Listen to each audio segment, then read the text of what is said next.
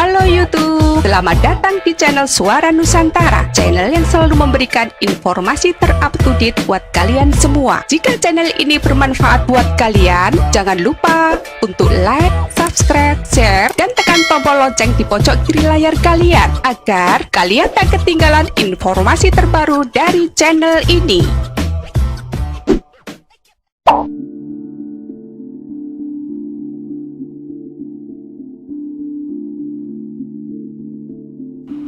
Tuban dikenal sebagai kota wali karena pernah menjadi pusat penyebaran agama Islam sejak era Kesultanan Demak yang berdiri pada 1475 Masehi.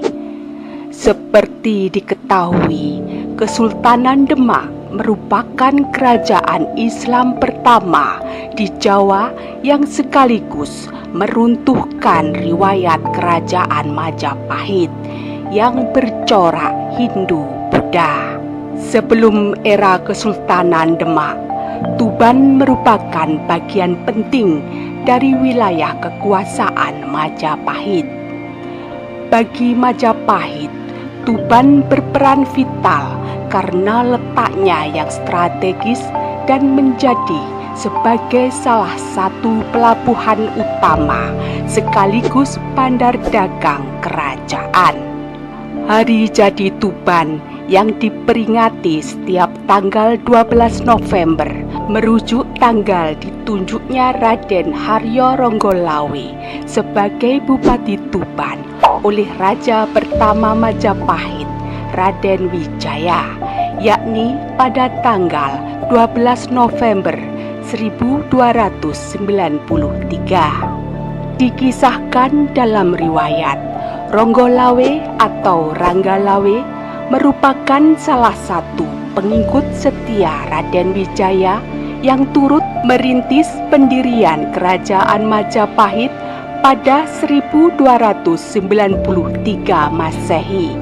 Selain beberapa tokoh penting lainnya seperti Arya Wiraraja, Nambi, Kebo atau Mahisa Anabrang, juga Lembu Sora. Ronggolawe adalah salah satu putra Arya Wiraraja atau Bupati Sumenep di Pulau Madura. Selain itu, Ronggolawe juga berkerabat dengan Lembu Sora yang tidak lain adalah pamannya. 3 orang yang terikat jalinan keluarga ini mengabdi di Majapahit sejak era Raja pertama Raden Wijaya atau Kertarajasa Jayawardana tahun 1293 sampai 1309. Tika Diah Wulan Yulianti dalam riset bertajuk Kidung Ronggolawe atau Pemberontakan Kekuasaan Kidung Ronggolawe tahun 2017 menuliskan bahwa andil Ronggolawe, Lembu Sora, dan Arya Wiraraja sangat besar dalam mendukung perjuangan Raden Wijaya mendirikan kerajaan Majapahit di tepi Sungai Brantas, Mojokerto. Tak lama setelah Majapahit berdiri, tepatnya tanggal 12 November 1293, Raden Wijaya menunjuk Ronggolawe sebagai Adipati Tuban, wilayah taklukan Majapahit di pesisir pantai utara. Namun, keputusan raja tersebut tidak memuaskan Ronggolawe. Ia merasa seharusnya mendapatkan posisi yang lebih baik. Kekesalan Ronggolawe semakin memuncak lantaran Raden Wijaya mengangkat Nambi sebagai Ragian Patih atau Perdana Menteri. Ragian Patih adalah jabatan paling tinggi dalam struktur pemerintahan kerajaan Majapahit di bawah raja. Menurut Ronggolawe, jabatan Ragian Patih lebih pantas disandang oleh Lembu Sora, pamannya. Lembu Sora bagi Ronggolawe jauh lebih berjasa daripada Nambi dalam perjuangan mendirikan kerajaan Majapahit. Namun, Lembu Sora ternyata memilih patuh atas kebijakan raja. Ia juga menasehati Ronggolawe agar memohon maaf kepada Raden Wijaya. Akan tetapi, Ronggolawe tidak mau dan memilih kembali ke Tuban. Sikap Ronggolawe memantik intrik di internal istana. Mulai terdengar desas-desus bahwa Ronggolawe hendak memberontak dan sedang mempersiapkan pasukan di Tuban untuk menyerang Majapahit. Hasutan juga terdengar di sekitar Raden Wijaya yang membuat sang raja terpaksa memerintahkan Nambi bersama Lembu Sora dan Kebo Anabrang menggalang pasukan Majapahit menuju Tuban untuk menghukum Ronggolawe. Ronggolawe yang mendengar kabar bahwa pasukan Majapahit sedang bergerak menuju Tuban pun segera mempersiapkan diri dan lantas diberangkatkan untuk menghadang. Singkat cerita, terjadilah duel 1 lawan 1 antara Ronggolawe menghadapi Kebo Anabrang. Duel di tengah derasnya aliran sungai Tambak Beras itu menguntungkan bagi Kebo Anabrang yang lebih piawai berenang. Ronggolawe di ujung maut, lehernya dicekik Kebo Anabrang sampai tewas. Lembu Sora yang melihat kejadian itu berada di persimpangan jalan. Lembu Sora memang berada di kubu Majapahit, tapi Ronggolawe adalah keponakannya yang dikasihinya. Kehilangan kendali, Lembu Sora menikam Kebo Anabrang sampai mati.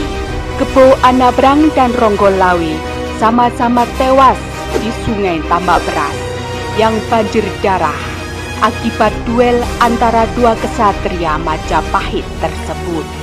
Keduanya adalah sosok yang pernah amat berjasa untuk Majapahit. Upacara kematian Ronggolawe dan Kebo Anabrang pun dilaksanakan sebagaimana mestinya sebagai penghormatan terakhir bagi mereka. Jenazah Adipati Ronggolawe dan Kebo Anabrang disucikan, dibakar, kemudian abunya dibuang ke laut. Ronggolawe tetap dianggap sebagai pahlawan bagi Majapahit.